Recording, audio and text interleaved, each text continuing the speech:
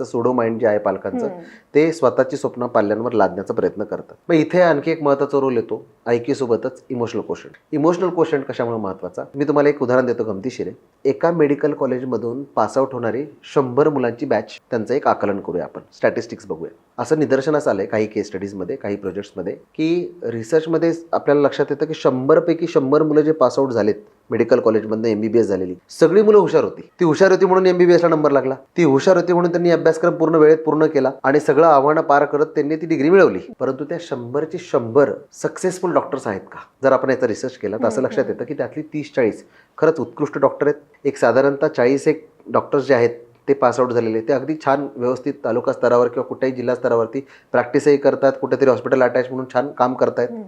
पण 10 ते 20 असाही आकडा आहे की जे संघर्ष करतायत. मग हे प्रत्येक क्षेत्राला लागू होतं. मग इथे शिक्षक तेच आहेत, कोर्स तोच आहे, डिग्री तीच आहे. मग फरक कुठे पडला तर IQचा नाही, इथं कन्सर्न येतो EQचा, इमोशनल कोशंट.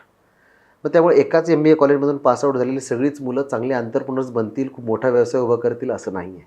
मग इथे इमोशनल कोशंट ग्रोथ होणे जास्त गरजेची आहे. आणि मगाशी तुम्ही विचारलं की पालकांनी काय बघावं, तर मी म्हणेन करिअर निवडण्यासाठी IQ टेस्ट जरूर पहा, पण त्या करिअरसोबतच त्यांच्या सर्वांगीण विकास व्हावा, व्यक्तिमत्वाचा विकास व्हावा आणि भावनांक वाढावा, यासाठी EQ सुद्धा तपासणं गरजेचं आहे. बरोबर.